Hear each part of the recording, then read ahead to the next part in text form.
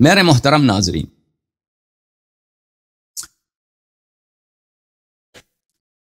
آج انشاءاللہ تبارک و تعالی ابو بکر کی خلافت کے متعلق مزید کچھ بات کریں گے، اور یہاں پر آپ کی خدمت میں عرض یہ ہے کہ جو سب سے بڑا نزاع ہے اسلام میں وہ امامت و خلافت کی نزاع ہے، اور اگر ابو بکر اور عمر کی خلافت باطل ہے یا صرف ابو بکر کی خلافت باطل ہے بلکہ اس کے اعمال ایسے ہیں کہ اس کا اسلام بھی ثابت نہیں ہوتا، تو پھر مذہب عمری اساسی سے باطل ہے۔ لیکن اگر ابو بکر کی خلافت صحیح ہے تو مذہب شیعہ باطل ہے۔ میرے محترم ناظرین، ابو بکر کی خلافت کیا نص پہ مبتنی ہے؟ اس پہ کوئی نص ہے؟ کچھ بھی نص بھی نہیں ہے، کچھ بھی نص نہیں ہے۔ میں آپ کی خدمت میں یہ عرض کروں کہ جماعت عمریہ کا اجماع ہے کہ ابو بکر کی خلافت پہ نص نہیں ہے، اور اس کے علاوہ وہ یہ بھی کہتے ہیں کہ رسالت پناہ صلی اللہ علیہ وآلہ وسلم نے نہ صرف ابو بکر کو خلیفہ نہیں بنایا بلکہ انہوں نے خلیفہ بنانے کا طریقہ کار بھی نہیں بتایا، نہ اللہ نے بتایا نہ رسول صلی اللہ علیہ وآلہ وسلم نے بتایا۔ یہ کتاب ہے الامامۃ العظمیٰ عند اہل السنۃ والجماعہ، تالیف الشیخ عبداللہ ابن عمر ابن سلیمان الدمیجی۔ یہ سعودی عرب میں کئی ایک یونیورسٹیوں میں یہ ڈین آف کالج آف اصول الدین ہے، ڈین آف کالج آف اصول الدین اینڈ دعوہ الاسلامیہ، یہ کئی یونیورسٹیوں میں، اور بہت ہی سینئر عالم ہے سعودی عرب میں، اور کٹر وہابی شیعوں کا دشمن، اور جو آپ کی جہادی جو تنظیمیں ہیں داعش اور القاعدہ وغیرہ، وہ یہ ان کے افکار سے کافی متاثر ہیں۔ یہ شیخ عبداللہ ابن عمر ابن سلیمان الدمیجی۔ اچھا، اس کتاب میں جو انہوں نے مسئلہ امامت پہ لکھا ہے جماعت عمریہ کے نزدیک، اس کتاب میں صفحہ نمبر 125 میں الفصل فی طرق انعقاد الامام، کہ امامت کا کس طریقے سے منعقد ہوتا ہے، کوئی شخص کس طریقے سے خلیفہ بنتا ہے، تو اس کا شرعی طریقہ کار کیا ہے۔ وہ یہ کہتے ہیں، میں خوب دیکھیے، عند النظر، کہتے ہیں کہ جب ہم نظر ڈالتے ہیں، کس پہ نظر ڈالتے ہیں؟ الی نصوص الکتاب والسنہ، کتاب اور سنت کے نصوص پہ نظر ڈالتے ہیں، کتاب اور سنت کے نصوص پہ کیا کرتے ہیں؟ نظر ڈالتے ہیں، مطالعہ کرتے ہیں۔ فإننا لا نجد هناك نصا صريحا في تعيين الطريقة التي تثبت بها امامة للامام، تو ہم جب کتاب اور سنت کے نصوص کو دیکھتے ہیں وہاں پہ کوئی نص ہمیں نہیں ملتا کہ کس طریقے سے کسی امام کی امامت ثابت ہوتی ہے۔ اور بھئی اجماع سے ہوتا ہے، شورا سے ہوتا ہے، قہر و غلبہ سے ہوتا ہے، یا تعیین سے ہوتا ہے، یا اختیار امت سے ہوتا ہے، یا نص سے رسول صلی اللہ علیہ وآلہ وسلم سے ہوتا ہے، کوئی بھی ہمارے پاس کچھ بھی نہیں ہے، ٹھیک ہے نا؟ نہ کتاب میں اور نہ سنت میں کچھ بھی نہیں ہے ہمارے پاس۔ وَلَيْسَ ثَمَّةَ إِلَّا النُّصُوصُ الْعَامَّةُ الْمُتَعَلِّقَةُ بِالْوِلَایَةِ وَالتَّوْلِیَةِ، بعض کچھ عام نصوص ہیں جن کا تعلق امامت و خلافت سے ہے، عام نصوص ہے، کہ مثلا امامت قریش سے ہوگی، امامت 12 امام ہوں گے، 12 خلیفہ ہوں گے، امام اگر فاجر فاسق بھی ہو ان کی طاعت کرو، ایسے عام چیزیں، ٹھیک ہے نا؟ لیکن کوئی شخص امام کیسے بنتا ہے، ہم پہچان کیسے لیں کہ شرعی امام، شرعی خلیفہ کون ہے؟ اس کے متعلق نہ کتاب میں کوئی کچھ ہے نہ سنت میں کچھ بھی نہیں ہے، ٹھیک ہے نا؟ اور پھر یہ کہتے ہیں کہ دین کامل ہے پھر یہ کیا کہتے ہیں؟ دین کامل ہے۔ سب سے بڑا جو نزاعی مسئلہ ہے کیا ہے؟ مسئلہ امامت و خلافت، مسئلہ امامت و خلافت ہے۔ بلے کوئی نص نہیں ہے، سواء كانت صغرا ام کبرا كالشورى ونحوها، چاہے صغرا پہ کہیں کہ فلان شخص کیا خلیفہ ہے یا نہیں ہے، فلان شخص کیا خلیفہ ہے یا نہیں ہے، اس پہ کوئی حدیث ہو، یہ کوئی حدیث نہیں ہے۔ ہم خلیفہ کیسے بنائیں، اس پہ بھی کوئی حدیث نہیں، نہ صغرا میں نہ کبرا میں۔ عام نصوص ہیں، مثلا کہ ایک دوسرے سے مشورہ کرو، وہ تو بھی امامت میں بھی نہیں ہے نا، وہ تو عام زندگی کی باتوں میں،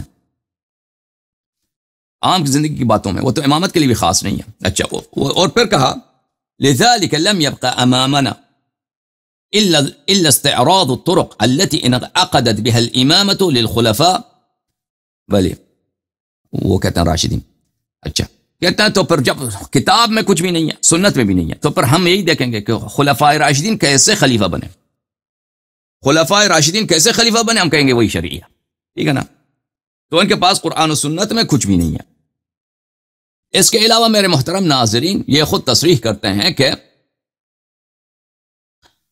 ابو بکر کی خلافت پہ کوئی نص نہیں ہے، ابو بکر کی خلافت پہ کوئی نص نہیں ہے، بلکہ ان کا اجماع ہے۔ ملاحظہ فرمائیے کتاب غایت المرام فی علم کلام لسیف العامدی، چھپی یہ کتاب بلے جمہوریہ عربیہ المتحدہ یعنی سوریہ اور مصر میں، شام اور مصر میں، جو انہوں نے 1970 کی دہائی میں انہوں نے ایک یونائٹڈ ریپبلک بنایا تھا ان لوگوں نے۔ اچھا، قاہرہ میں سنہ 1971 میں کتاب چھپی ہے، یہاں پہ صفحہ نمبر 274 میں فرماتے ہیں وَأَمَّا مُعْتَقَدُ أَهْلِ الْحَقِّ مِنْ أَهْلِ السُنَّةِ، اہل سنت سے کون مراد ہے بھئی؟ اشاعرہ، کہتے ہیں اہل حق جو اشاعرہ ہیں، وہ اصحاب الحدیث، اور اسی طرح احمد بن حنبل ابن تیمیہ کے ماننے والے، فَهُوَ أَنَّ التَّعْيِينَ غَيْرُ ثَابِتٍ بِالنَّص، کہتے ہیں نص میں کوئی نہیں ہے کہ خلیفہ کون ہونا چاہیے، بس کیسے خلیفہ بنے گا؟ بالاختیار، امت خود خلیفہ بنائے گی، اور یہ کہ امت خود خلیفہ بنائے گی یہ بھی اس کی بھی کوئی نص نہیں ہے، ٹھیک ہے نا، نص بس کچھ بھی نہیں ہے۔ الحسام المسلول على منتقصی اصحاب الرسول صلی اللہ علیہ وآلہ وسلم، محمد ابن عمر الحضرمی، یہ کتاب اس نے لکھا ہے شیعوں کے رد پہ، یہ شیعہ صحابہ کو برا بلا کہتے ہیں، ہم ان کے رد پہ لکھتے ہیں۔ یہ کتاب مؤلف کا وفات سنہ 930 میں، یہاں پر کہتے ہیں صفحہ نمبر 55 میں وَقَدْ انعقد الْإِجْمَاعُ عَلَىٰ أَنَّهُ صلی اللہ علیہ وآلہ وسلم لم ينص لأمته على استخلاف أحد معین، کہتے ہیں ہمارا اجماع ہے۔ کس کا اجماع ہے؟ فرقہ عمریہ کا اجماع ہے، اور یہ ان کی فسق کی دلیل ہے۔ ابھی میں بتاتا ہوں کیسے فسق کی دلیل، کہتے ہیں ہماری اجماع ہے کہ رسول اللہ صلی اللہ علیہ وآلہ وسلم نے لم ینص، انہوں نے کوئی نص نہیں فرمایا اپنے امت کے لیے کہ علی استخلاف احد معین، کہ کوئی ایک خاص شخص ان کے بعد ان کا ولی ہو، ان کا وصی ہو، ان کا خلیفہ۔ فرقہ عمریہ نے اجماع کیا، ان کے علماء نے اجماع کیا، اگر کوئی شخص بھی خلاف القرآن خلاف السنہ عقیدہ رکھے وہ کیا ہوتا ہے؟ کفر ہوتا ہے بھائی۔ بالخصوص اگر ایک فرقہ ہو صاحب کے سب آ کے اجماع کریں کہ ہم مخالفت کریں گے رسول اللہ صلی اللہ علیہ وسلم پر۔ ابھی آئے گا انشاءاللہ تبارک و تعالی، میں آپ کے خدمت میں بتاؤں گا کہ نصوص صریحہ امامت علی علیہ السلام سید المسلمین قائد الغر المحجلین امیر المؤمنین سلام اللہ علیہ اور اہل بیت طاہرین علیہم السلام کے ائمہ ابرار علیہم السلام پر نصوص ان کے ہاں متواتر ہیں، اور ان کے علماء نے تصریح کیا۔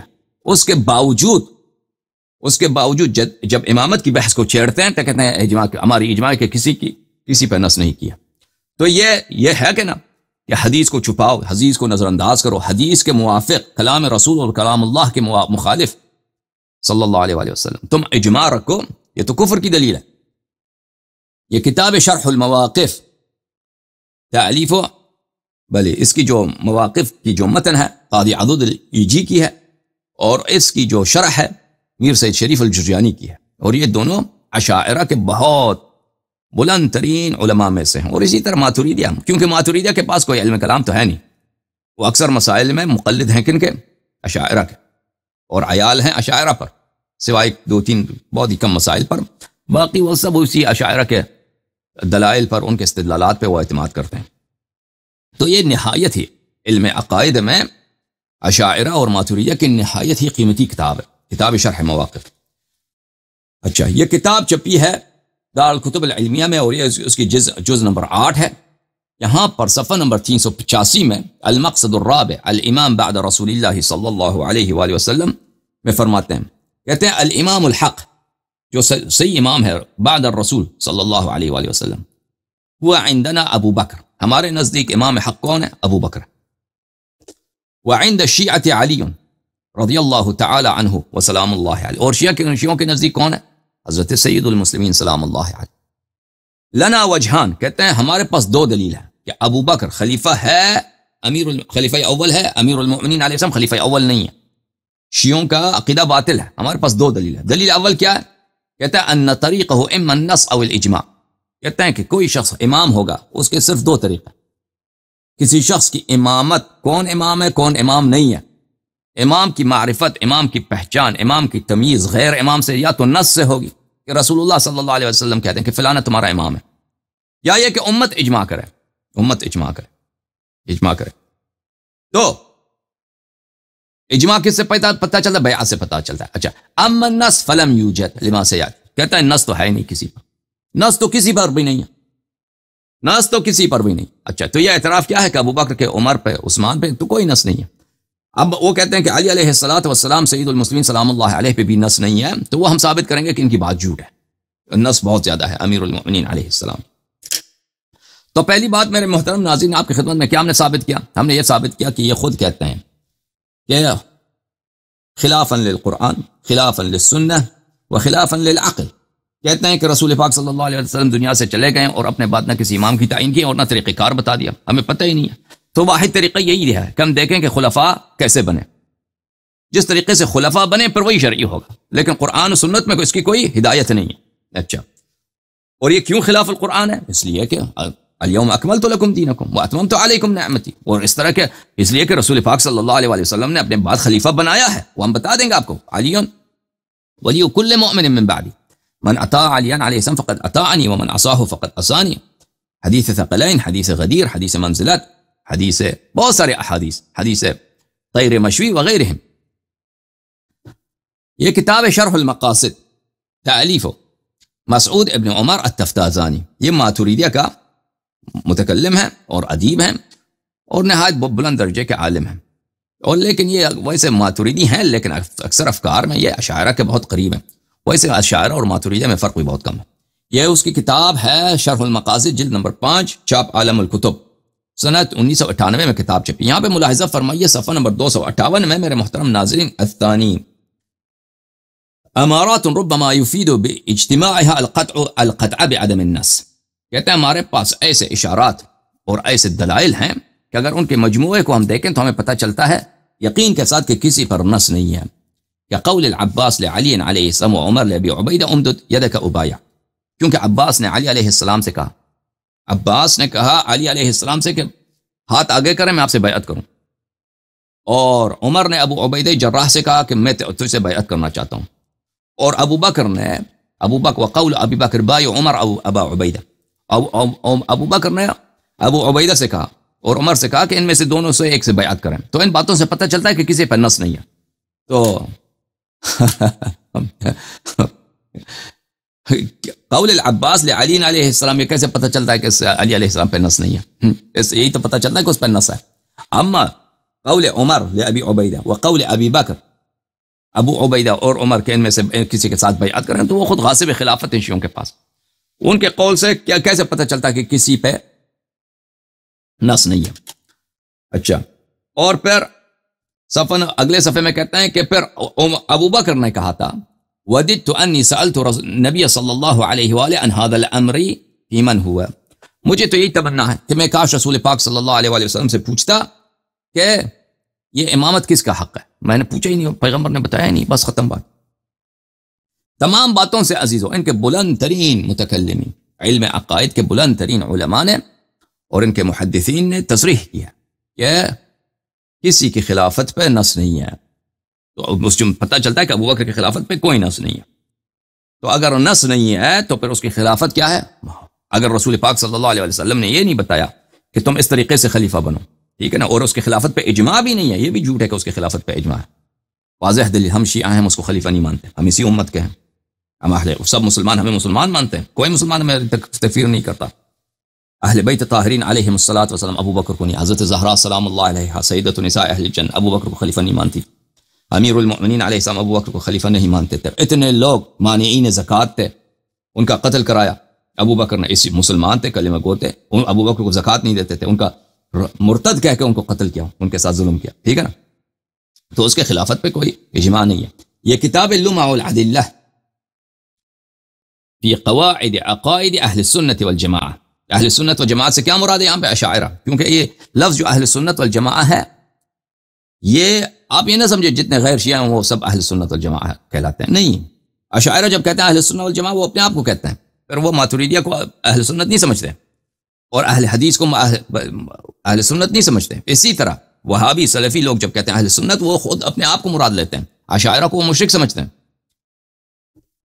تالیف امام الحرمین الجوینی، چھاپ عالم الکتب، بیروت میں ایک کتاب چھپی ہے. ملاحظہ فرمائیے اس کتاب میں میرے محترم ناظرین صفحہ نمبر 128 میں باب فصل فی امامت المسلمین وما نص النبی صلی اللہ علیہ وآلہ وسلم علی امامت احد بعد ولی وتولیتہ.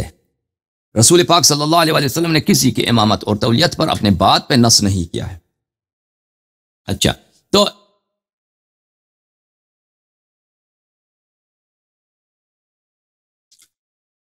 میرے محترم ناظرین، ان کتب کو دکھانے سے آپ کی خدمت میں ثابت کر چکا ہوں کہ ان کا عقیدہ ہے کہ کسی کے شخص کے امامت پر ومن جملہ ابی بکر ومن جملہ عمر ان کی خلافت پہ کوئی نص نہیں ہے. اچھا، اور یہ کچھ متکلمین کی باتیں تھیں، اب میں کچھ محدثین کی باتیں دکھاؤں تاکہ بات کامل ہو جائے.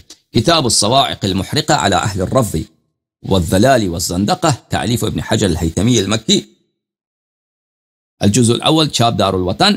یہاں پہ ملاحظہ فرمائیے، کتاب چھپی ہے سنہ 1997 میں. یہاں پہ بلے فی بیان ان النبی صلی اللہ علیہ وآلہ وسلم حل نص علی خلافت ابی بکر، فصل رابع اس بات کی بیان میں ہے کہ کیا نبی صلی اللہ علیہ وآلہ وسلم نے ابو بکر کی خلافت پہ نص فرمایا ہے، انہوں نے حکم دیا ہے کہ میرے بعد ابو بکر خلیفہ ہونا چاہیے. فرمایا وقال جمہور اہل السنہ، جمہور اہل السنہ والمعتزلہ والخوارج، ان سب کا اجماع یہی ہے. ٹھیک ہے نا، لم ینص علی احد، کسی پہ بھی نص نہیں، نہ ابو بکر نہ کسی اور پہ نص، کسی پہ نص نہیں. ٹھیک ہے عزیزو. اچھا،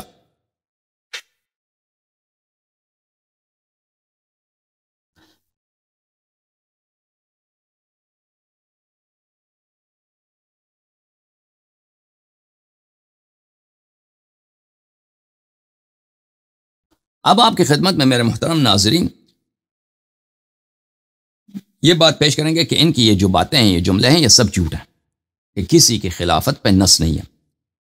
حدیث ثقلین، میرے محترم ناظرین، یہ حدیث ثقلین یہ ان کے علماء نے اس کی تصحیح کیا.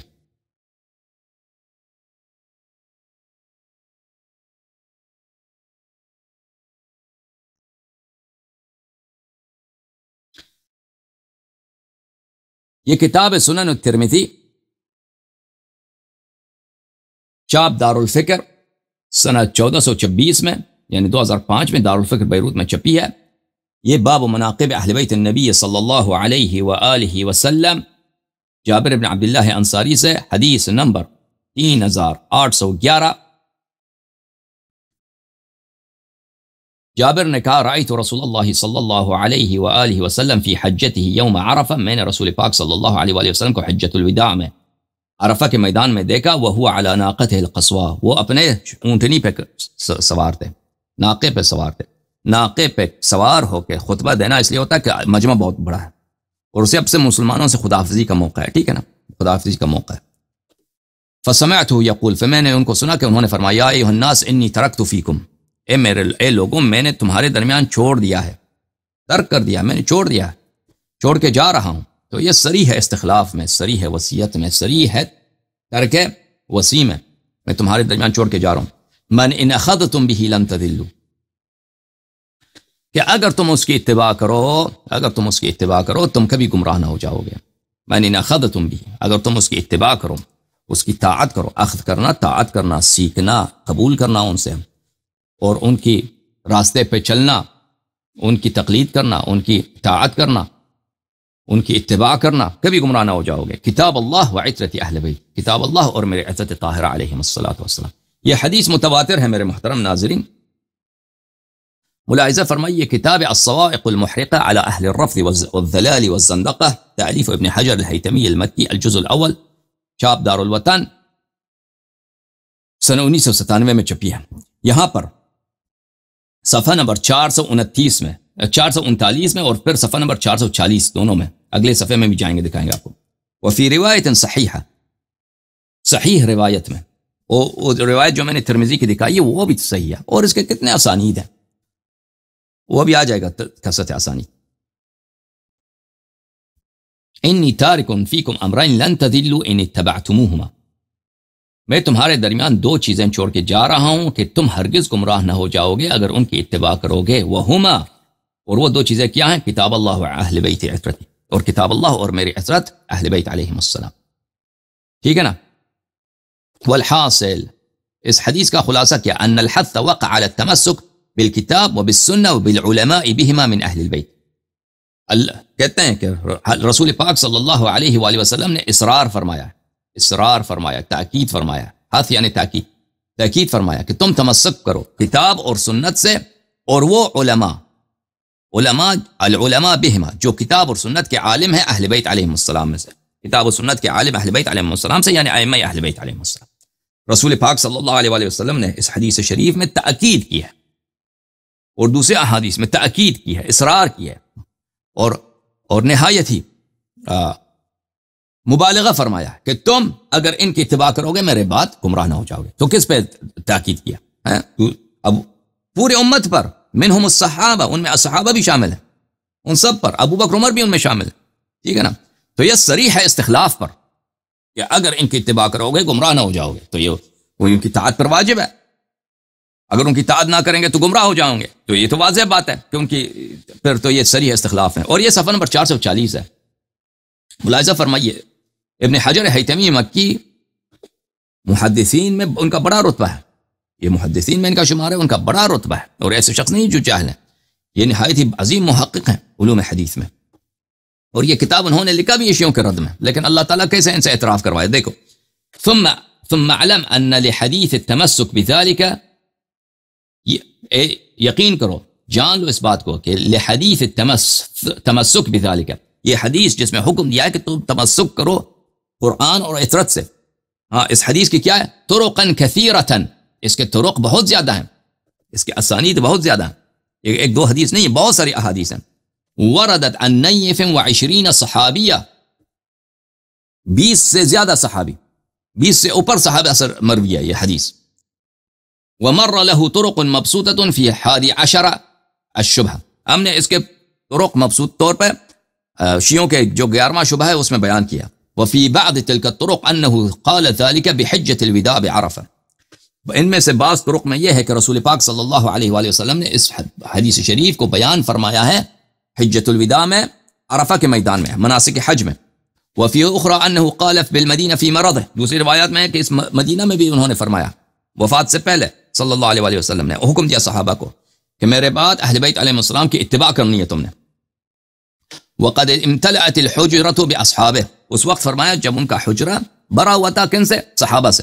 صحابہ کو حکم دیا ہے بھائی. تو پھر پتہ یہ چلا کہ صحابہ کو حکم تھا کہ اہل بیت علیہ السلام کی اطاعت کریں.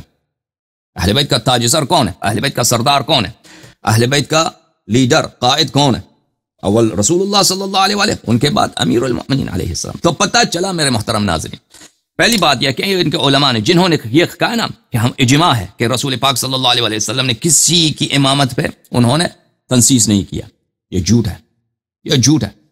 اور حدیث متواتر ہے دونوں فریقوں کے درمیان کہ جو بھی شخص رسول پاک صلی اللہ علیہ وسلم سے جھوٹی نسبت دیتا ہے وہ جہنمی ہوتا ہے، وہ جہنمی ہوتا ہے. تو پتہ چلا کہ ان کے علماء نے رسول پاک صلی اللہ علیہ وسلم کے واضح احادیث کو دیکھنے کے باوجود انہوں نے ان سے جھوٹی نسبت دی ہے کہ انہوں نے تنصیص نہیں کی امامت پر. تو ان کے علماء سب جہنمی بن گئے، ٹھیک ہے نا. دوسری بات، صحابہ نے جو اہل بدعت ہیں وہی ہے جن کی خلافت پہ نص نہیں، انہوں نے خلافت کا ادعا کیا ہے. ابو بکر کی خلافت پہ کوئی دلیل، عمر کی خلافت پہ کوئی نص نہیں ہے. اہل بیت علیہ السلام کی خلافت پہ نص موجود ہے، جو نص کی مخالفت کرے، ٹھیک ہے نا، وہ مبتدع ہوتا ہے یا نہیں ہوتا؟ اور مبتدع کافر ہوتا ہے، جہنمی ہوتا ہے. وفي اخرى انه قال ذلك بغدير خم، دوسری احادیث میں ہے کہ انہوں نے یہ غدیر خم میں بھی یہی فرمایا. وفي اخرى انه قال لما قام خطيبا بعد انصرافه من الطائف كما مر، دوسری احادیث میں ہے کہ انہوں نے فتح مکہ کے بعد انہوں نے طائف فتح کیا، فتح طائف کے بعد بھی انہوں نے یہی فرمایا کہ میرے بعد میرے کس کی اتباع کرنا ہے؟ تم نے اہل بیت علیہ السلام کی اتباع کرنا. ولا تنافیہ، ان میں کوئی تنافی نہیں ہے. فرماتے ہیں کہ ان میں کوئی تنافی نہیں ہے کہ ایک حدیث میں ہے کہ انہوں نے حجۃ الوداع میں، غدیر خم میں، مرض الموت مدینہ میں، اور پھر فتح طائف میں صلی اللہ علیہ وآلہ وسلم، مختلف مقامات، اس میں کوئی تنافی نہیں ہے. اگر انہوں نے بار بار اعادہ کیا ہے، تکرار کیا ہے، اصرار کیا ہے، بار بار انہوں نے ریپیٹ کیا ہے، اس میں کوئی تنافی نہیں ہے اس بات میں. اذ لا مانع من انه، کیونکہ کوئی مانع نہیں ہے، من انه صلی اللہ علیہ وآلہ وسلم کرر علیہم فی تلک المواطن وغیرها، کوئی معنی نہیں کہ پیغمبر صلی اللہ علیہ وآلہ وسلم نے بہت سارے مواطن، بہت سارے مقامات پر بار بار صحابہ پہ یہ تاکید کیا کہ تم نے یہ کرنا ہے، تم پہ واجب ہے. اگر گمراہی سے بچنا چاہتے ہو تو قرآن اور اہل بیت علیہ السلام کی اتباع کرو. اور قرآن صحابہ کے پاس تو ہے نہیں قرآن بھی تو صرف اہل بیت علیہ السلام کے پاس ہی ہے نا اس زمانے. اہتماما بشأن الکتاب العزیز والعطرۃ الطاہرہ، کیونکہ رسول پاک صلی اللہ علیہ وسلم اہتمام کرتے تھے، یعنی نہایت اہمیت دیتے تھے کتاب عزیز اور عطرۃ طاہرہ علیہ السلام کو. جب یہ پتہ چلا میرے محترم ناظرین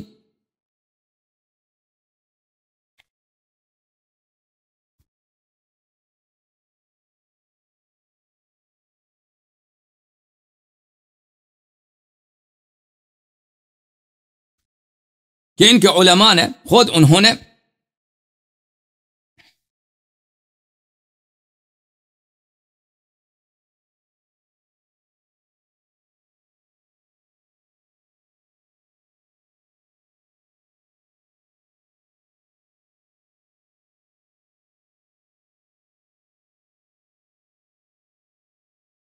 یہ کتاب خصائص امیر المؤمنین علیہ الصلاۃ والسلام، خصائص امیر المؤمنین علی بن ابی طالب سلام اللہ علیہ لعبد الرحمن احمد بن شعیب النسائی، تخریج احمد میرین البلوچی.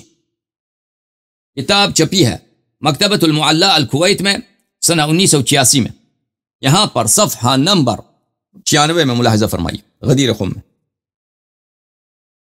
زید بن ابو الطفیل عامر بن واثلہ خود صحابی ہیں. دوسرے صحابی زید بن ارقم سے روایت کرتے ہیں کہ رسول پاک صلی اللہ علیہ وسلم جب حجۃ الوداع سے واپس آ رہے تھے، غدیر خم میں انہوں نے نزول فرمایا.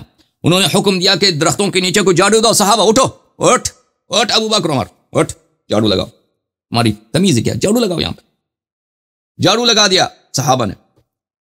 فقممنا، جھاڑو لگایا گیا. ثم قال، پھر انہوں نے فرمایا کہ انی قد دعیت فاجبت، فرمایا کہ میرے موت ہونے والی ہے. فکأنی قد دعیت فاجبت، اللہ نے مجھے دار الاخرہ بلایا ہے، میری موت آنے والی ہے ان قریب، اور میں نے اللہ کے حکم کا اجابہ کیا ہے، میں جا رہا ہوں. خدا حافظ اے صحابہ، خدا حافظ اے امت. وإنی قد ترکت فیکم الثقلین، اور میں تمہارے درمیان چھوڑ چکا ہوں، یعنی قد ترکتو نہیں کہ چھوڑ کے جا رہا ہوں، چھوڑ چکا ہوں میرا وسیع، میرا خلیفہ، میرا جانشین تمہارے درمیان. عقل ہے امت یا نہیں ہے؟ اور بھائی رسول صلی اللہ علیہ وسلم کی وصیت نہیں مانتے تم؟ اپنے آپ کو کہتے ہو ہم اہل سنت ہیں.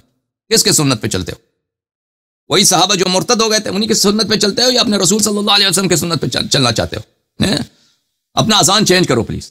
اذان تمہارا نا اشہد ان محمد الرسول اللہ صلی اللہ علیہ وسلم، یہ کچھ اور کہہ دو. ابو بکر کا نام لے لو، عمر کا نام، کچھ اور اذان دے دو. اگر پیغمبر کو مانتے ہو تو کیوں ان کی وصیت کو نہیں مانتے؟ کیوں ان کے حکم کو نہیں مانتے؟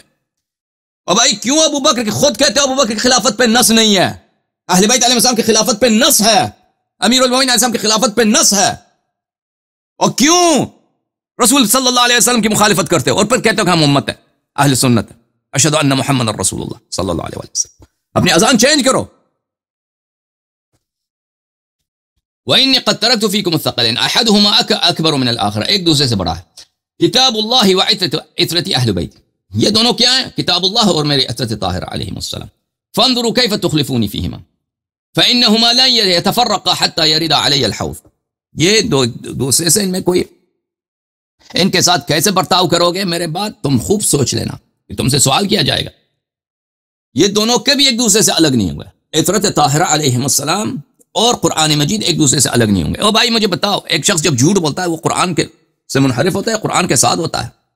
ایک شخص جب گناہ کرتا ہے، تارک صلاۃ، نماز نہیں پڑھتا، یا شراب پیتا ہے، نستجیر باللہ کوئی غلط کام کرتا ہے، قطع رحم کرتا ہے، شریعت میں بدعت داخل کرتا ہے، وہ قرآن کے ساتھ ہوتا ہے یا قرآن سے منحرف ہوتا ہے؟ لازمی بات ہے قرآن سے منحرف ہوتا ہے، قرآن اس کے ساتھ نہیں ہوتا. ٹھیک ہے نا؟ قرآن اسی ہمیشہ کی قرآن اس کے ساتھ ہو، وہ قرآن کے ساتھ ہو، کبھی ایک دوسرے سے الگ نہ ہو. وہ ہے جب اس کے تمام افعال، تمام اقوال، تمام کردار، تمام حرکات، تمام سکنات مطابق للوحی ہوتا ہے، مطابق لکلام اللہ ہوتا ہے، مطابق لمرضات اللہ ہوتا ہے. ٹھیک ہے نا؟ پر اہل بیت علیہ السلام ایسی ہستیاں ہیں کہ یہ کبھی ایک دوسرے سے الگ نہیں ہوں گے، قرآن سے الگ نہیں ہوں گے. بس یہ واضح دلیل ہے، صریح دلیل ہے کس بات پر؟ عصمت اہل بیت طاہرین علیہ السلام پر. اور اسی طرح کہ انہوں نے فرمایا کہ اگر ان کی اتباع کرو گے کبھی گمراہ نہ ہو جاؤ گے. یعنی جو یہ فرمائیں گے وہ ہدایت ہے. جو یہ فرمائیں گے وہ آپ کو اللہ کی رضا کی طرف لے کے جائے گا. جو جس بات سے بھی یہ نہیں کریں گے وہ اس میں اللہ کی رضا ہے کہ تم اس بات کو انجام نہ دو. تو یہ واضح بات ہے کہ ہر کلام ہر جملے رسول صلی اللہ علیہ وآلہ وسلم میں کیا ہے؟ تاکید ہے عصمت آل محمد علیہ السلام، عصمت ائمہ ابرار علیہ السلام پر. اور میں آپ کو کیا، میں شیعوں کو نہیں کہہ رہا، میں مخالفین کے علماء کو کہہ رہا ہوں، میں جماعت عمریہ کے علماء کو کہہ رہا ہوں، میں حنفیوں کے علماء کو کہہ رہا ہوں، میں آپ سے عرض کر رہا ہوں، یہ صحیح احادیث میں آپ کے کتب سے نقل کر رہا ہوں. اور یہ آپ پہ حجت ہے، موت آنے والا ہے، قیامت حق ہے، موت حق ہے. کیا جواب دو گے ادھر جا کر؟ تم نے سنا کہ رسول پاک صلی اللہ علیہ وسلم کے سچے خلفاء ہیں اور جھوٹے خلفاء ہیں، اور تم نے ہمیشہ جھوٹے خلفاء کی اتباع کی. تم نے ہمیشہ بدعتی خلفاء کی تکریم کیا ہے اور توقیر کیا اور تعظیم کیا. جواب کیا دو گے؟ جواب کیا دو گے؟ اگر تمہارے پچھلے والے نسل علماء کو نہیں پتا تھا، اب تم نے یہ پروگرام دیکھا، تمہیں تو پتہ چل گیا نا. پھر فرمایا ان اللہ مولائی وانا ولی کل مؤمن، اللہ میرا مولا ہے، اللہ مجھ پہ اولا ہے، اور میں ہر مومن کا کیا ہوں؟ بادشاہ ہوں.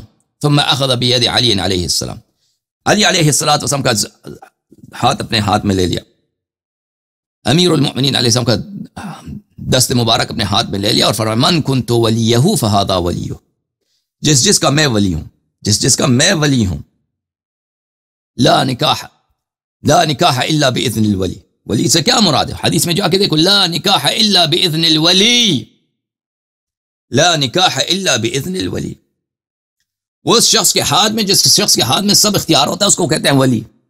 اگر کوئی عورت اپنے ولی کے اجازت کے بغیر شادی کرتا ہے، لا نکاح، اس کی نکاح ہی باطل. لا نکاح الا باذن الولی. جس کا میں صاحب اختیار ہوں، ولی ہوں، امیر المؤمنین علیہ السلام اس کے ولی ہیں. اللهم والی من والاه وعاد من عاد. فقلت لزيد سمعته من رسول الله صلى الله عليه وآله فقال ما كان في الدواحات احد الا رآه بعينه واذن وسمعه باذنيه. میں نے زید سے پوچھا، تو نے واقعی یہ حدیث تم نے سنا ہے پیغمبر سے صلی اللہ علیہ وسلم؟ زید نے کہا کہ جتنے بھی صحابہ سب نے سنا، سب صحابہ وہاں پہ تھے، غدیر خم میں جتنے بھی تھے سب نے اپنے آنکھوں سے دیکھا اور اپنے کانوں سے سنا. اچھا، حاشیہ نمبر 224، حاشیہ نمبر 224، صحیح رجال و رجال ثقات من رجال الشیخین. یہ حدیث صحیح ہے، اس کے سب رجال شیخین ہیں. ختم بات میرے محترم ناظرین. اچھا، جب حدیث ثقلین ثابت ہو گیا کہ یہ صحیح بھی ہے، متواتر بھی ہے، اور اس کی دلالت امامت پہ واضح ہے میرے محترم ناظرین، تو اب آپ کے پاس کیا بچا ہے؟ کیا بچا ہے طریقہ بھاگنے کے لیے؟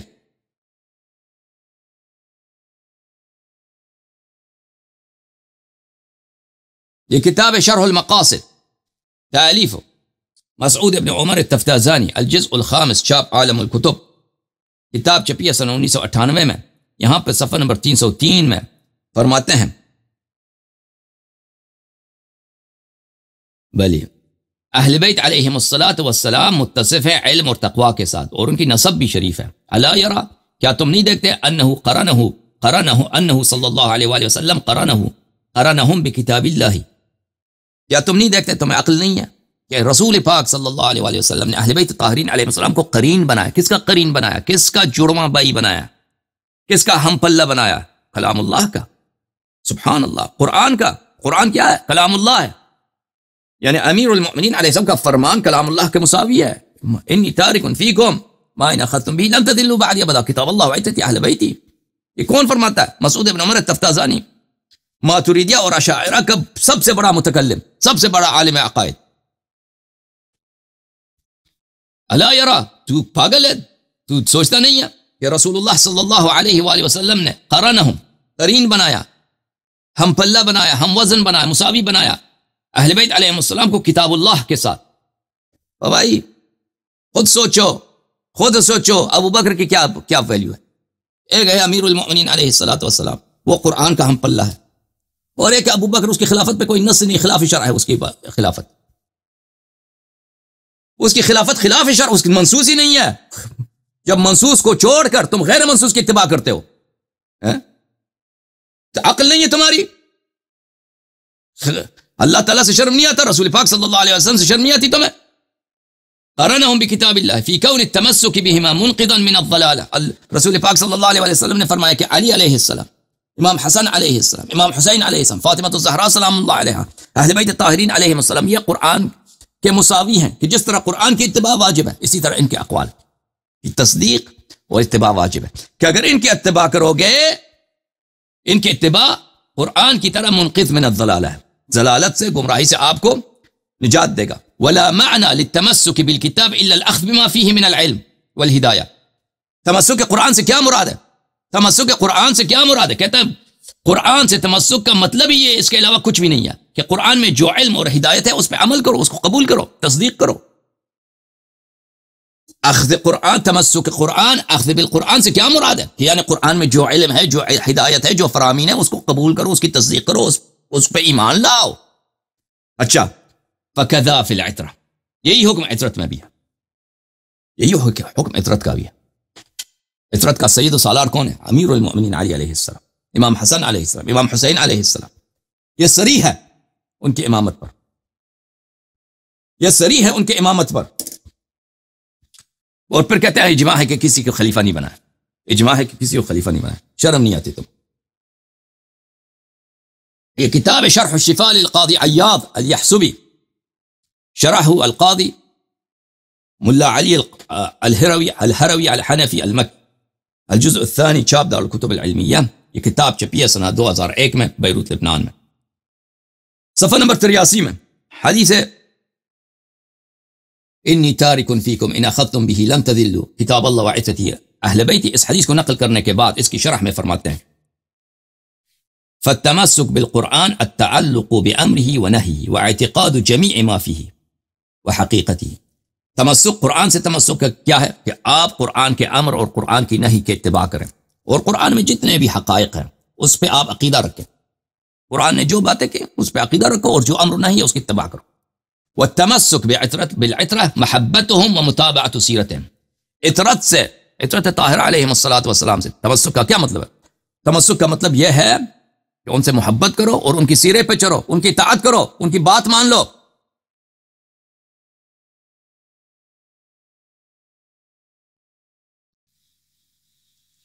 یہ کتاب فیض القدیر شرح الجامع الصغیر للعلامة المناوی، الجزء الثالث، چاپ دار المعرفہ. کتاب چھپی ہے سن 1972 میں بیروت لبنان میں.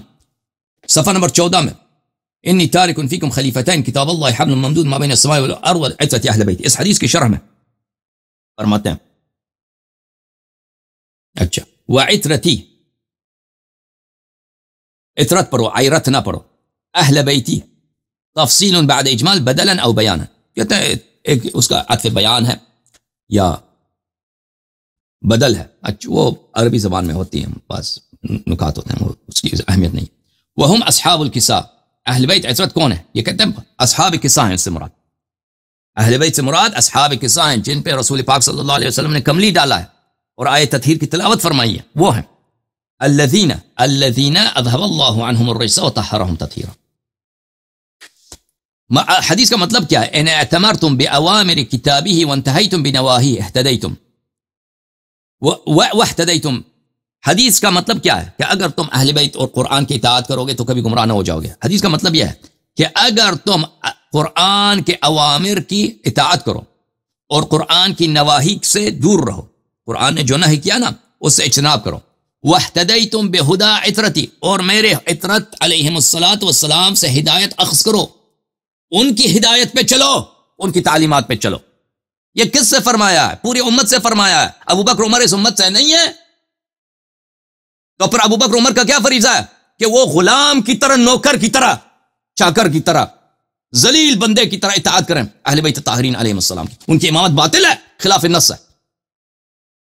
خلاف النص ہے اس کی امامت. ابو بکر کی امامت، کس کی امامت ثابت ہے؟ اہل بیت طاہرین علیہم السلام کی امامت ثابت ہے. انہوں نے یہ کام نہیں کیا، انہوں نے یہ نہیں کیا، اہل بیت علیہ السلام کی اطاعت نہیں کیا. اور رسول پاک صلی اللہ علیہ وسلم نے کیا فرمایا کہ اگر اہل بیت علیہ السلام کی اطاعت کرو گے، اتباع کرو گے تو تمہیں نجات ہوگی. تو انہوں نے اتباع نہیں کیا تو لازمی طور پر وہ بدعتی ہیں اور وہ گمراہ ہیں. وَاقْتَدَيْتُمْ بِسِيرَتِهِمْ اهْتَدَيْتُمْ فَلَمْ تَضِلُّوا. واحتدیتم بہدی عطرتی واقتدیتم بسیرتی اہتدیتم فلم تضلوا، اگر تم میری عطرت طاہرہ علیہم الصلاۃ والسلام کی ہدایت پہ چلو، اہتدیتم بہدی عطرتی، اور ان کی سیرت پہ اقتداء کرو، اگر یہ کرو گے تو ہدایت پاؤ گے اور گمراہ نہ ہو جاؤ گے، ٹھیک ہے نا؟ اچھا میرے محترم ناظرین، بات چل رہی کس پر؟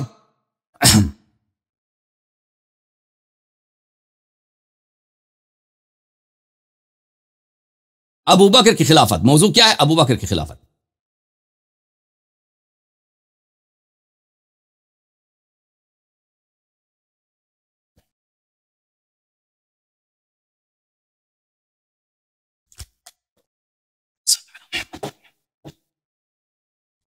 ابو جماعت عمریہ کے اعاظم اور اکابر کے میں نے اقاویل آپ کو دکھا دیا، اس کے علاوہ میں نے پچھلے حلقات میں خود ابو بکر عمر ان کے اپنے اعترافات دکھائے تھے کہ اس ابو بکر عمر کی خلافت پہ کوئی نص نہیں ہے،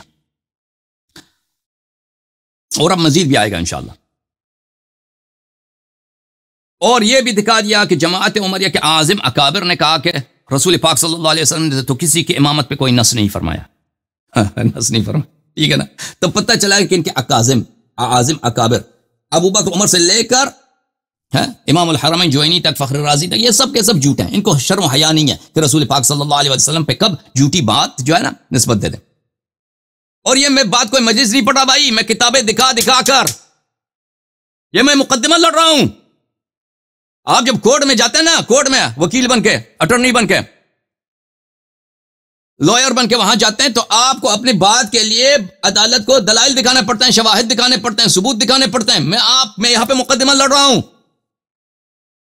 آج ابو بکر کو ہم جو کیا کریں گے، اس کو کنوکٹ کریں گے انشاءاللہ تبارک و تعالی۔ اس ملزم پہ مقدمہ چلا رہے ہیں، اور اس کا جرم اب ثابت ہو چکا ہے، اب مزید ثابت کریں گے۔ ان کے جتنے علماء ہیں جھوٹے، کہتے ہیں رسول پاک صلی اللہ علیہ وسلم نے کسی کی امامت پہ تنصیص نہیں کیا۔ یہ کتاب کیا ہے؟ السنہ لأبی بکر احمد ابن عمرو ابن ابی عاصم۔ تحقیق کس نے تحقیق کیا؟ استاذ الحدیث بکلیت اصول الدین بجامعۃ محمد بن سعود الاسلامی الریاض۔ یہ اس حدیث کا پروفیسر ہے۔ کہاں پہ پروفیسر ہے؟ اصول الدین کالج میں۔ کس یونیورسٹی میں؟ محمد بن سعود یونیورسٹی ریاض میں، یعنی وہابیت کا گڑھ، تکفیر کا گڑھ، ٹیرورزم کا گڑھ اور مرکز، وہاں پہ یہ حدیث کا پروفیسر ہے۔ اور یہ کتاب کس کی ہے؟ کتاب ہے کتاب السنہ لأبی بکر احمد ابن عمرو ابن ابی عاصم، متوفی سنہ 287۔ یہ ہم عصر ہے، بخاری کا، مسلم کا، ترمذی کا، نسائی کا، ان کا ہم عصر عالم دین ہے۔ کتاب بھی مخالفین کا اور تحقیق بھی، اور یہ شاگرد بھی ہے البانی کی، محمد ناصر الدین البانی کی یہ شاگرد ہے، کٹر وہابی۔ جز نمبر 1 چھاپ دار السمیعی للنشر، کتاب چھپی ہے سن 1998 میں، ملاحظہ فرمائیے یہاں پر صفحہ نمبر 799، حدیث نمبر 1222، عن ابن عباس قال رسول اللہ صلی اللہ علیہ وآلہ وسلم لسید المسلمین یعصوب الدین قائد الغر المحجلین امیر المؤمنین علی بن ابی طالب علیہ السلام۔ رسالت پناہ صلی اللہ علیہ وآلہ وسلم نے امیر المؤمنین علیہ السلام سے فرمایا، انت منی بمنزلت ہارون من موسیٰ۔ یہ حدیث منزلت یہ تو متواتر ہے، بخاری میں، مسلم میں، اسانید بہت زیادہ ہے۔ انت منی ہارون بنص قرآن اخلفنی فی قومی۔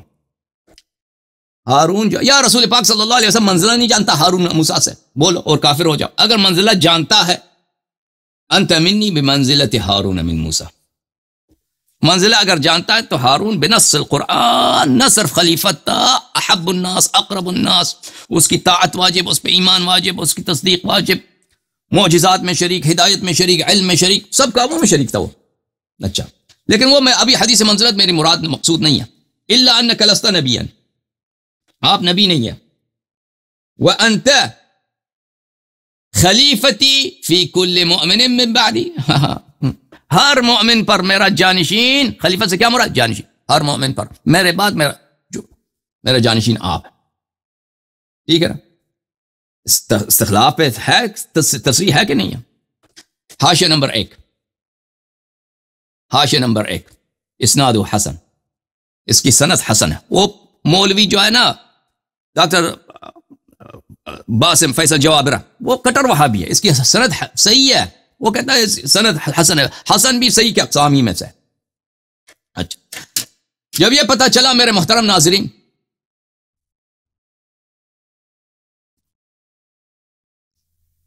ایک دفعہ پھر میں آپ کی توجہ دلاتا ہوں اس بات کی طرف، ابو بکر کی خلافت پہ کوئی نص نہیں ہے، تو اس کی خلافت کیا، کس کی خلافت پہ نص ہے؟ امیر المؤمنین علیہ السلام کی خلافت پہ نص، ٹھیک ہے نا؟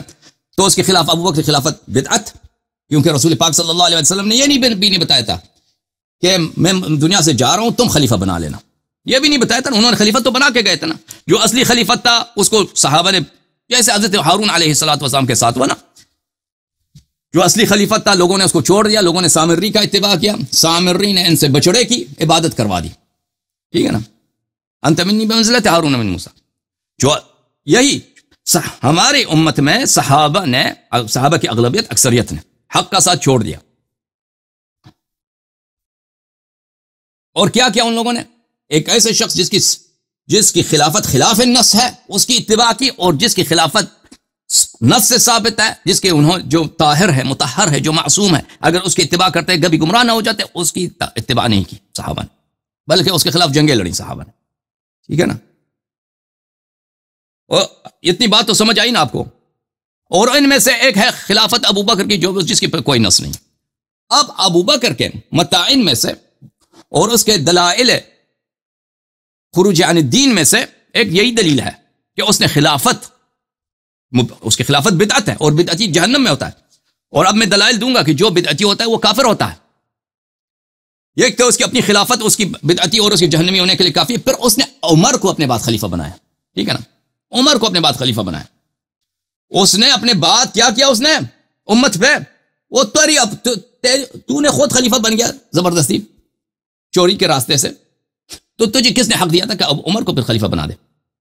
او بھائی تجھے کس نے حق دیا تھا کہ عمر کو خلیفہ بنا دے؟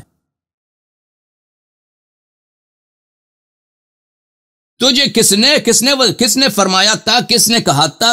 قرآن کی کوئی آیت ہے تیری خلافت پر؟ رسول صلی اللہ علیہ وسلم کا کوئی ارشاد ہے تیری خلافت پر؟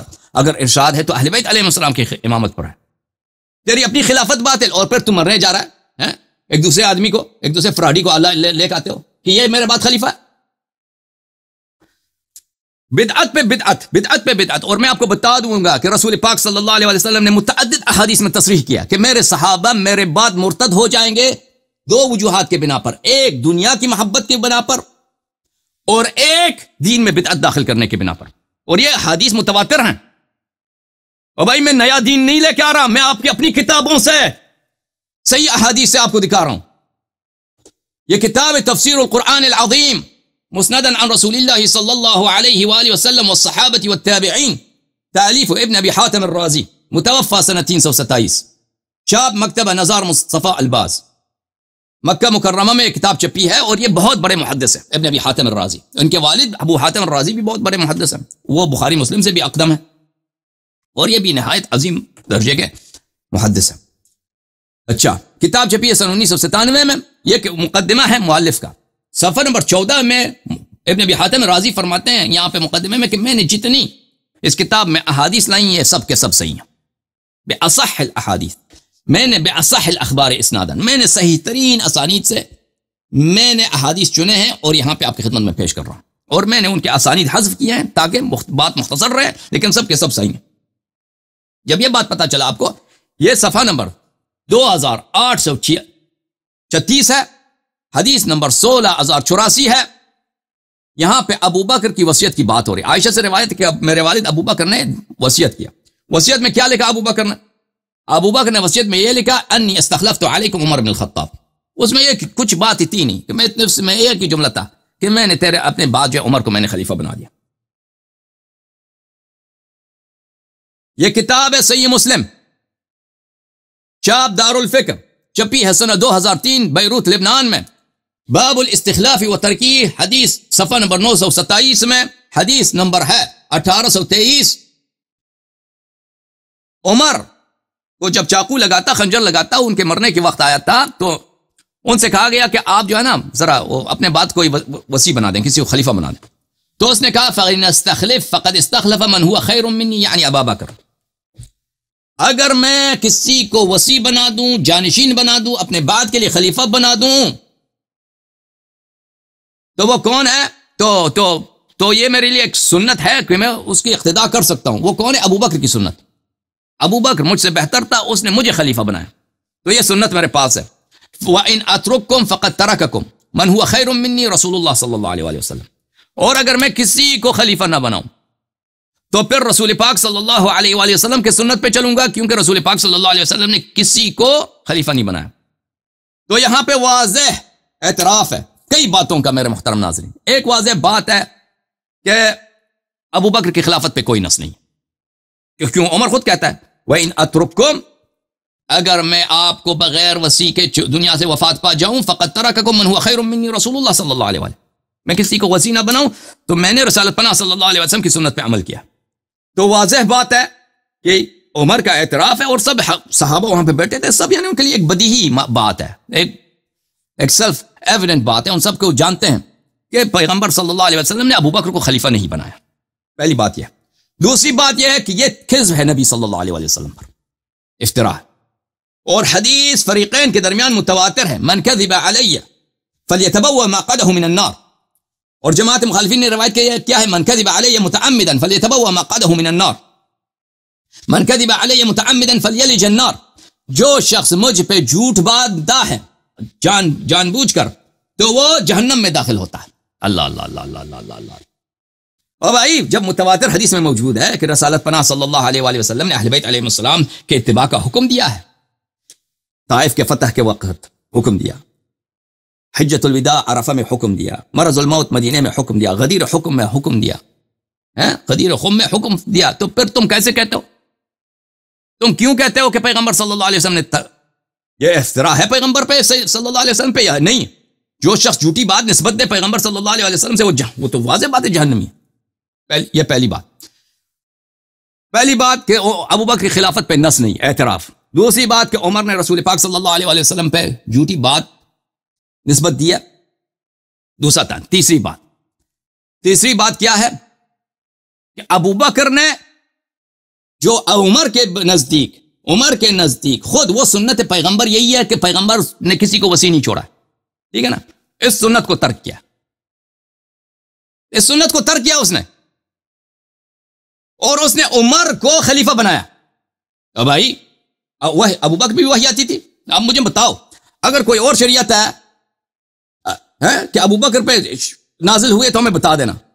اگر شریعت صرف وہی ہے کہ خاتم الانبیاء صلی اللہ علیہ وسلم پہ نازل ہوئی ہے، اس کے بعد کوئی نبی نہیں آئے گا، اس کے بعد کوئی وحی نہیں آئے گا، جبرائیل کسی اور پہ نازل نہیں آئے گا، تو پھر اگر رسالت پناہ صلی اللہ علیہ وسلم کی سنت یہ ہے کہ انہوں نے استخلاف ترک کیا، تو ابو بکر کو کس نے حق دیا تھا؟ کون سی قرآن کی آیت ہے، کون سی روایت ہے؟ کیوں اس نے سنت کی مخالفت کیا؟ اس نے عمر کو خلیفہ بنایا، ٹھیک ہے نا، اس نے کیوں عمر کو خلیفہ بنایا؟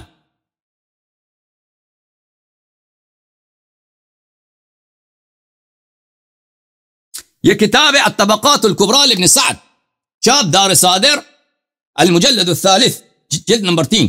یہاں پر صفحہ نمبر 199، حدیث طویل ہے.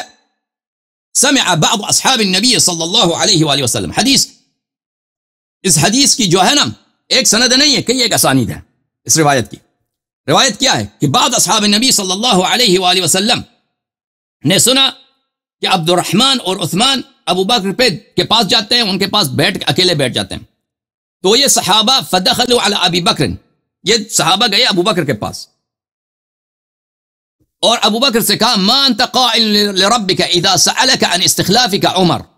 ٹھیک ہے نا، آپ سے تو یہ کہا جاتا ہے کہ ابو بکر نے صحابہ سے مشورہ کیا ہے، امت راضی ہو گئی ہے، تبھی عمر خلیفہ بنا. یہ سب جھوٹ ہے. صحابہ نے جب سنا کہ ابو بکر عمر کو خلیفہ بنانے جا رہے ہیں تو صحابہ نے اعتراض کیا ہے. صحابہ نے کہا ما انت قائل لربک اذا سألک عن استخلافک عمر، تو اللہ کا جواب کیا دے گا ابو بکر؟ تو اللہ اتنا بڑا ظلم کر رہا ہے ہم پر، اللہ کا کیا جواب دے گا تو کہ تو ہم پر ابو بکر کو عمر کو تم خلیفہ بنا کے جا رہے ہو؟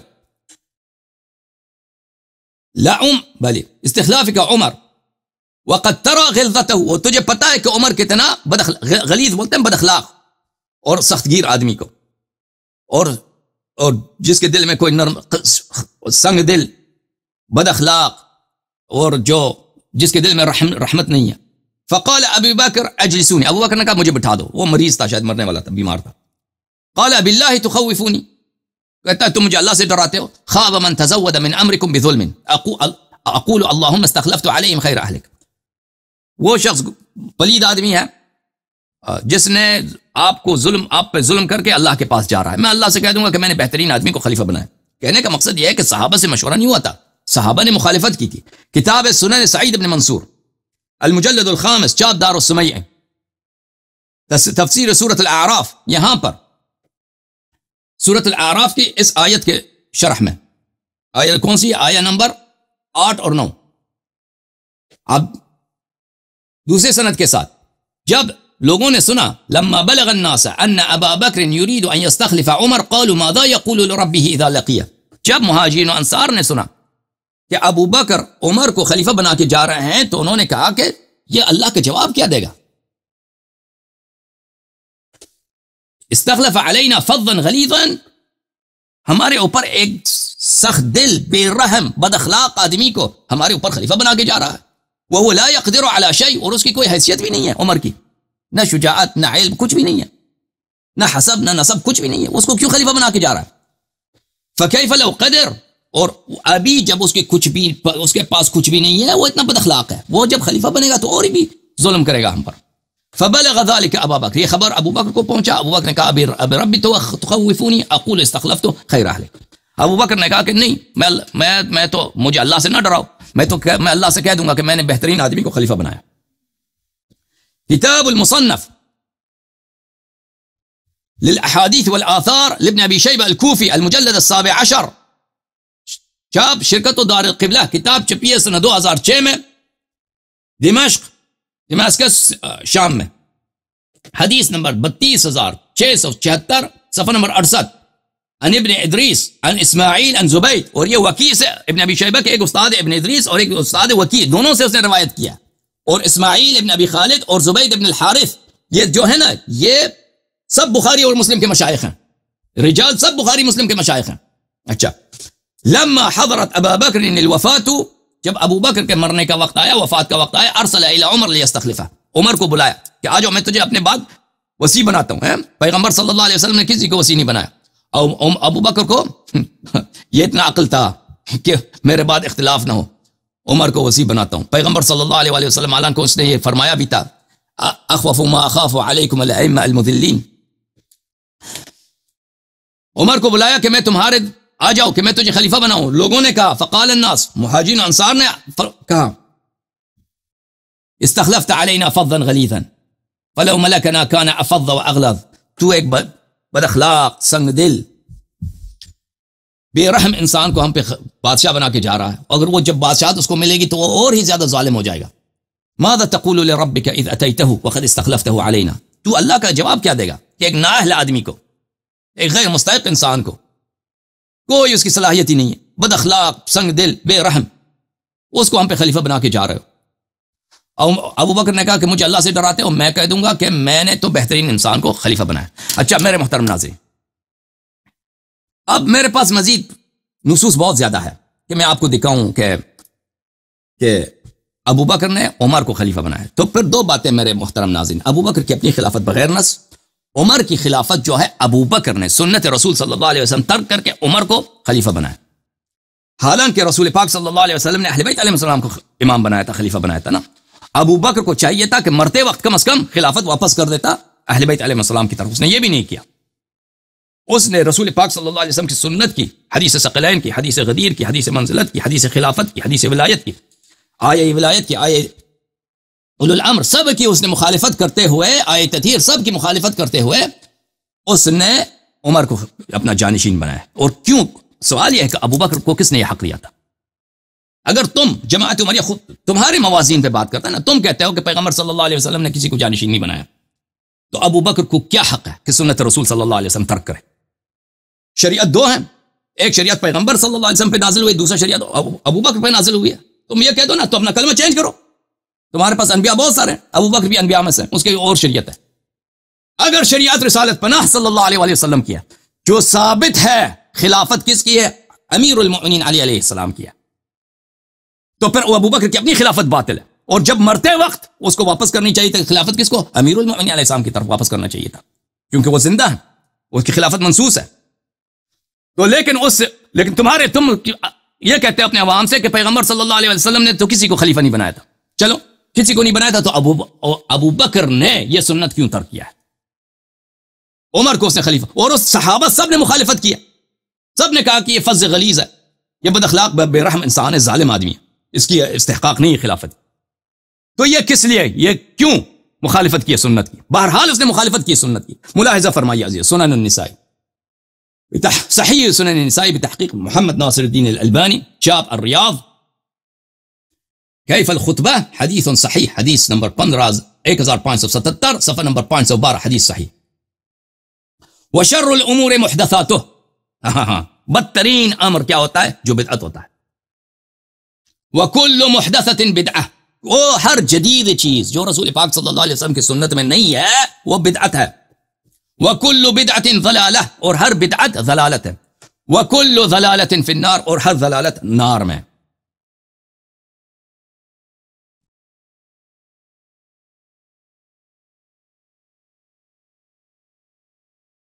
کتاب جامع البیان عن تأویل آیۃ القرآن الکریم لابن جریر الطبری، الجزء الخامس عشر، چاپ دار الفکر، کتاب چھپی ہے سنہ 1436 میں، صفحہ نمبر 96۔ آیا یہ ہے اعوذ باللہ من الشیطان الرجیم الیوم اکملت لکم دینکم، سورہ مائدہ میں۔ ابن جریر رحمہ اللہ، رحمہ اللہ نہیں کہنا چاہیے، بعض لوگ کہتے ہیں وہ شیعہ تھا، تو اس لیے ہم اس اعتبار سے کہتے ہیں وہ شیعہ۔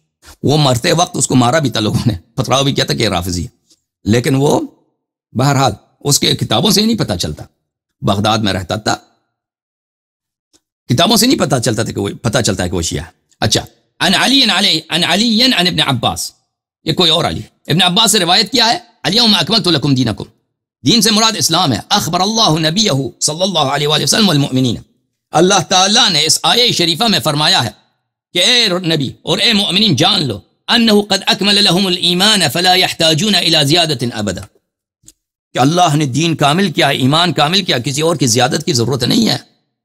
اللہ نے اگر دین کامل کیا ہے تو خلیفہ بھی بنایا، خلیفہ بھی نبی صلی اللہ علیہ وسلم کا بنایا ہے، اور وہ نص میں نے آپ کو متواتر نص ان کی اپنی کتابوں سے دکھایا۔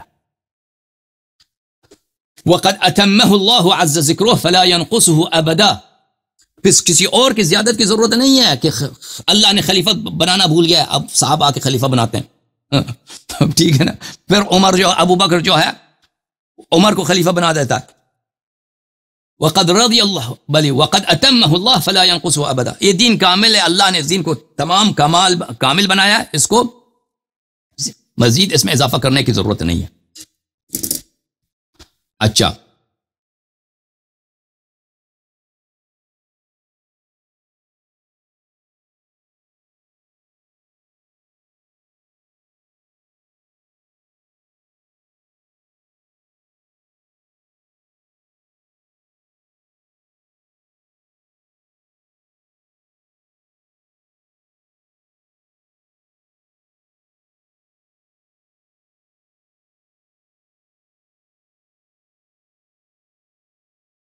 میرے محترم ناظرین، میں نے آپ کو حدیث دکھایا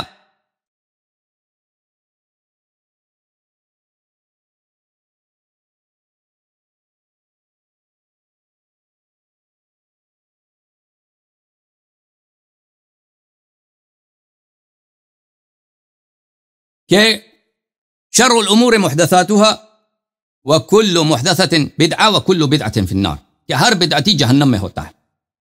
اچھا، اب میں مزید، کیونکہ ابو بکر کی خلافت خود بدعت ہے، اس نے عمر کو جو خلیفہ بنایا یہ بھی بدعت علی البدعہ ہے، تو یہ بدعتی کا حکم اسلام میں قرآن میں کیا ہے؟ میں آپ کی خدمت میں اس کے متعلق کچھ عرائض پیش کرتا ہوں، اور اس کے بعد آپ کے کال کھول دیں گے انشاءاللہ تبارک و تعالی۔ ملاحظہ فرمائیے، یہ قرآن مجید سورہ شورى، اعوذ باللہ من الشیطان الرجیم، ام لهم شرکاء شرعوا لهم من الدین ما لم یأذن به اللہ، جو لوگ دین میں بدعت لاتے ہیں، جو لوگ دین میں بدعت لاتے ہیں، کیا ان کے پاس اللہ کے علاوہ بھی اور بھی الہ ہیں، اور بھی خدائیں ہیں ان کے پاس، کہ جو چیز شریعت میں نہیں ہے نا وہ دوسرے اللہ نے بھیج دیا، وہ اس کی شریعت میں ہے۔ تو اس میں واضح بات دلیل ہے میرے محترم ناظرین کہ جو بدعتی ہوتا ہے وہ مشرک ہوتا ہے، جو دین میں جان کر اضافہ کرتا ہے وہ دین سے خارج ہوتا ہے۔ ولولا کلمۃ الفصل لقضی بینہم، اگر روز قیامت نہ ہوتا تو ابھی ان پہ عذاب نازل ہوتی۔ وان الظالمین لهم عذاب علیم، یہ بدعتی جو ہیں ان کے لیے، یہ ظالم ہیں، ان کے لیے عذاب عظیم ہے۔ پھر سورہ مائدہ میں آیہ نمبر 44 میں فرمایا ومن لم يحكم بما انزل اللہ فاولئک هم الکافرون، جو فیصلہ سناتا ہے، وہ فیصلہ سناتا ہے، اگر اس کا فیصلہ ما انزل اللہ میں نہ ہو، قرآن و سنت میں نہ ہو، ومن لم يحكم بما انزل اللہ، جو فیصلہ نہیں سناتا ما انزل اللہ کے مطابق، یعنی قرآن و سنت کے مطابق، بلکہ فیصلہ سناتا ہے بغیر ما انزل اللہ کے مطابق، فاولئک هم الکافرون، بس یہ کافر، بس یہ کافر، ٹھیک ہے نا، یہ کافر۔ سورہ مبارکہ انعام میں فرمایا ومن اظلم ممن افترى على الله كذبا او كذب بآياته انه لا يفلح الظالمون، اس شخص سے زیادہ ظالم کون ہے، زیادہ گمراہ کون ہے، زیادہ کافر کون ہے، جو اللہ پہ جھوٹی بات نسبت دیتا ہے یا اللہ کی آیات کی تکذیب کرتا ہے، ٹھیک ہے نا۔ چاہے اللہ سے تم جھوٹی بات نسبت دے دو، دین میں بدعت داخل کرو، بولے یہ شریعت کا جز ہے، یا تم اللہ کی آیات کی تکذیب کرو، بات ایک ہی ہے، کفر ایک جیسا، ٹھیک ہے نا۔ تو پتہ چلا کہ بدعتی جو ہوتا ہے، وہ جو بدعتی ہوتا ہے وہ جو شخص قرآن کو جھٹلاتا ہے اسی جیسا ہوتا ہے، اس میں کوئی فرق ہی نہیں ہے۔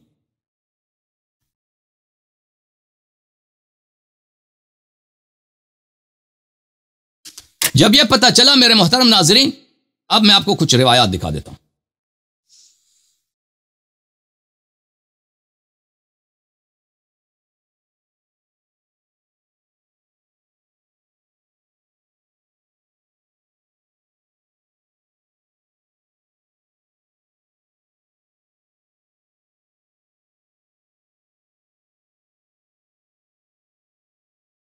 یہ کتاب ہے سیر و اعلام النبلاء للذہبی الناصبی، جز نمبر 19، چاپ مؤسسۃ الرسالہ۔ یہاں پہ ملاحظہ فرمائیے، صفحہ، یہ کتاب چھپی ہے سنہ 1996 میں، یہ صفحہ نمبر 429 میں، یہ مسعود ابن حسین البغوی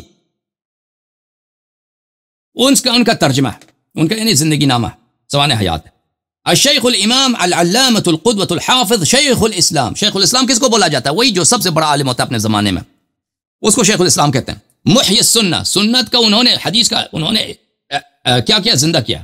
ابو محمد الحسین بن مسعود البغوی الشافعی المفسر، اس کی تصانیف میں شرح السنہ، معالم الدین اور بہت سارے کتابیں ہیں۔ اچھا، فرماتے ہیں ذہبی وكان البغوي يلقب بمحي السنة وبركن الدين وكان سيدا إماما عالما علامة زاهدا قانعا باليسير، عالم علامہ تھا، محی السنہ کہلاتے ہیں، رکن الدین کہلاتے ہیں وغیرہ۔ یہ ان کی کتاب ہے شرح السنہ بغوی صاحب کی، یہ جز نمبر 15 ہے، شرح السنہ بغوی صاحب کی، چاپ مکتب الاسلامی، کتاب چھپی ہے سنہ 1983 بیروت میں۔ یہاں پہ صفحہ نمبر 123 میں فرماتے ہیں لم يزالوا مرتدین علی مرتدین، ایک حدیث ہے بخاری میں، اس کی شرح میں فرماتے ہیں بھلے لم يرتد عن احد بحمد اللہ من اصحاب النبی صلی اللہ علیہ وآلہ وسلم، رسول پاک صلی اللہ علیہ وآلہ وسلم کے اصحاب میں سے کوئی شخص مرتد نہیں ہوا۔ مرتد سے کیا مراد لیتا ہے؟ یعنی کوئی شخص جا کے دین چینج کرے نا، مثلا کوئی صحابی ہو جائے کہتے ہیں میں دوبارہ بت پرست بنتا ہوں یا کرسچن بنتا ہوں یا وغیرہ وغیرہ، ویسے ہیں صحابہ ہیں جو نصرانی بنے تھے نا، عبداللہ ابن جحش ہے، ام حبیبہ، نبی کریم صلی اللہ علیہ وسلم کی جو زوجہ ہے ام حبیبہ، ان کا زوجہ ہے عبداللہ ابن جحش ہے، عبداللہ ابن جحیش ہے، اس طرح نام ہے اس کا، وہ صحابی تھا، وہ حبشہ وہ سے ہجرت کیا تھا، وہاں پہ جا کے نصرانی بنا تھا، ویسے ہیں صحابہ میں سے۔ بہرحال وہ کہتے ہیں کہ کوئی ایسا صحابی ہو جو دین اس نے چینج کیا، وہ اس طرح کوئی نہیں ہے۔ اچھا، یہ بہت ساری کتابوں میں ان کا مختلف علماء نے اس بات پہ انہوں نے تصریح کیا ہے کہ صحابہ میں سے کوئی شخص مرتد نہیں ہوا، مرتد نہیں ہوا، اور ہم بھی نہیں کہتے کہ صحابہ میں سے کوئی شخص ایسا تھا کہ اسلام لانے کے بعد دوبارہ وہ بت پرست ایسے ہوئے ہیں، بہت کم ہیں، بہت کم ہیں۔ وہ جو جمہور صحابہ ہیں وہ اس طرح مرتد نہیں ہوئے کہ اسلام لانے کے بعد وہ دوبارہ بت پرست بن جائیں یا مجوسی بن جائیں یا نصرانی بن جائیں یا یہودی بن جائیں، اس طرح نہیں ہے۔ لیکن نبی کریم صلی اللہ علیہ وسلم کے احادیث متواتر ہیں، بخاری مسلم میں، کہ صحابہ مرتد ہو جائیں گے، لیکن ان کی ارتداد کیا ہے میرے عزیز؟ ان کی ارتداد احداث فی الدین کی سبب ہے، دین میں بدعت لانے کی سبب ہے۔ کتاب بخاری، ترجمہ کس کیا؟ حافظ عبد الستار الحماد، چاپ دار السلام، جلد نمبر 6، ٹھیک ہے؟ یہاں پر حدیث نمبر 6584، صفحہ نمبر 121 ملاحظہ فرمائیے۔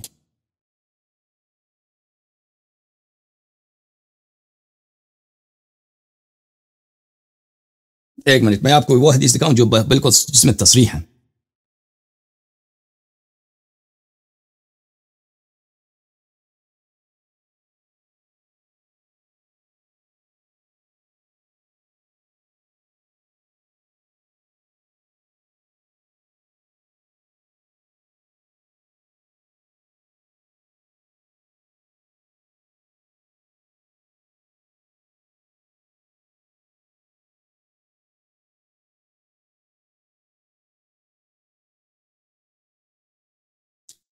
کتاب صحیح بخاری، چاپ دار احیاء التراث العربی،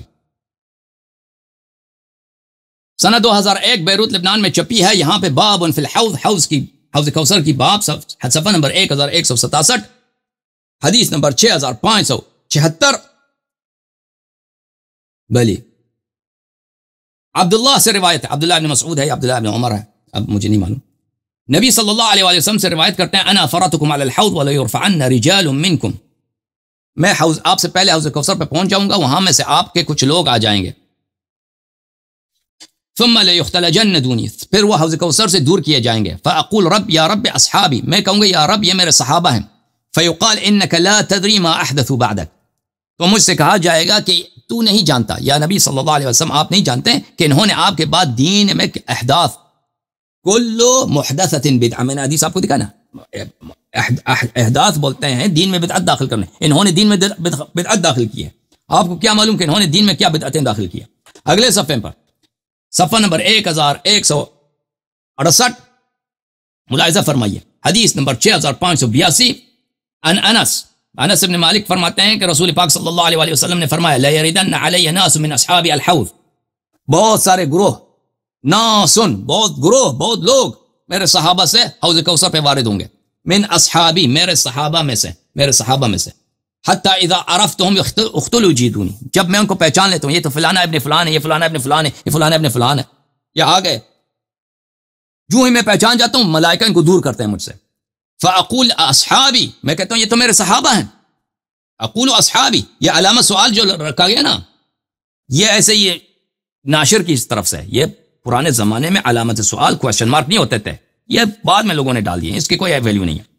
فیقول لا تدری ما احدثوا بعدک، تو کہا جائے گا کہ تو آپ کو پتہ نہیں ہے کہ انہوں نے آپ کے بعد کیا کام کیا ہیں، ان کے کارنامے کیا ہیں، انہوں نے دین میں کیا کیا بدعتیں داخل کی ہیں، احداث بولتے ہیں بدعت داخل کرنے کو۔ اگلی حدیث،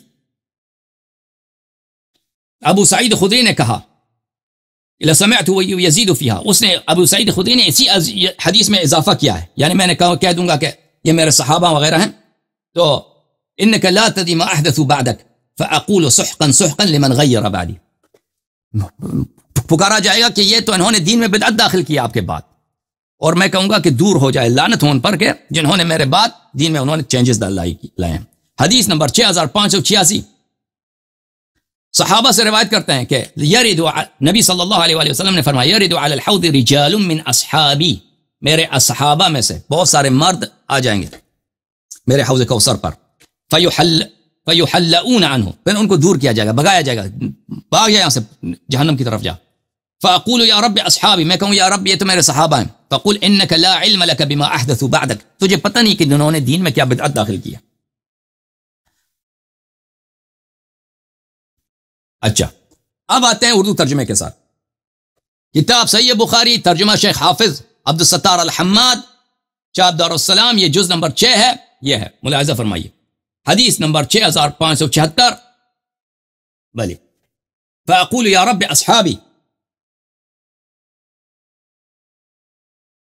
میں عرض کروں گا یہ میرا رب، یہ میرے ساتھی ہیں، یہ میرے صحابہ ہیں، میرے ساتھی ہیں، فیقال انک لا تدری ما احدثوا بعدک، مجھ سے کہا جائے گا آپ نہیں جانتے کہ انہوں نے آپ کے بعد دین میں کیا کیا نئی چیزیں ایجاد کر لی تھیں، دین میں کیا نئی چیزیں ایجاد کر لی تھیں، ٹھیک ہے نا؟ حدیث نمبر 6582 انس سے جو روایت ہے، حتی اذا عرفتهم اختلوا جدونی، وہ اولی حدیث، ٹھیک ہے نا؟ حوض کوثر پر میرے پاس آئیں گے اور میں انہیں پہچان بھی لوں گا، پھر وہ میرے سامنے سے ہٹائے جائیں گے، میں کہوں گا یہ میرے ساتھی ہیں، فاقول اصحابی، یہ میرے صحابہ ہیں، یہ تو میرے ساتھی ہیں، لیکن مجھ سے کہا جائے گا آپ کو نہیں معلوم کہ انہوں نے آپ کے بعد دین میں کیا نئی چیزیں ایجاد کی تھیں، ٹھیک ہے نا؟ اس طرح حماد صاحب نے احادیث کا ترجمہ کیا ہے، اب سب احادیث کیا پڑھیں آپ کی خدمت میں، یہ کہ احادیث مسلم میں بھی ہے، منت المنعم فی شرح صحیح مسلم، تالیف صفی الرحمن المبارک پوری، ہندوستان مبارک پور شہر کے یہ عالم دین گزرے.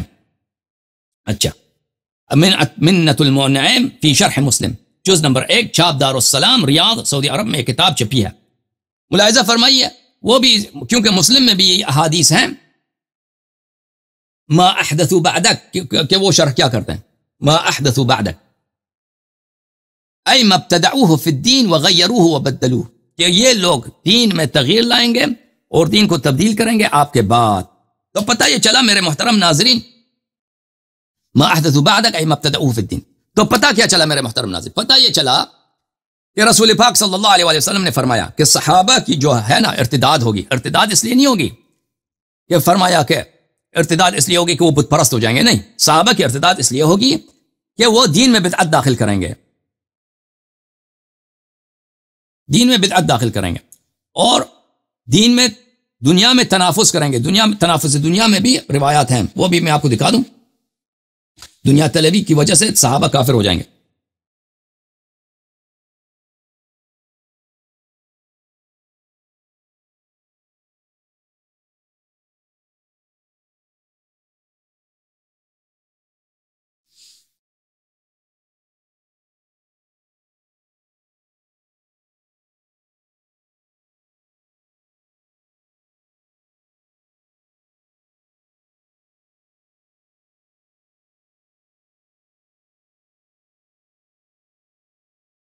یہ کتاب ہے بخاری، چھاپ دار احیاء تراث العربی. ملاحظہ فرمائیے عزیزو، یہ ہے صفحہ نمبر 242 میں، باب الصلاۃ علی الشہید، حدیث نمبر 1344 میں رسالت پناہ صلی اللہ علیہ وآلہ وسلم سے روایت ہے، وَإِنِّي وَاللَّهِ مَا أَخَافُ عَلَيْكُمْ أَن تُشْرِكُوا بَعْدِي، مجھے یہ ڈر نہیں ہے کہ تم میرے بعد جو ہے بت پرست بن جاؤ گے، بت پرست نہیں بنے گا کوئی صحابہ. ولیکن اخاف علیکم ان تنافسوا فیہا، ولیکن مجھے ڈر یہ ہے کہ تم میرے بعد دنیا پرست بن جاؤ گے، دنیا داری کرو گے.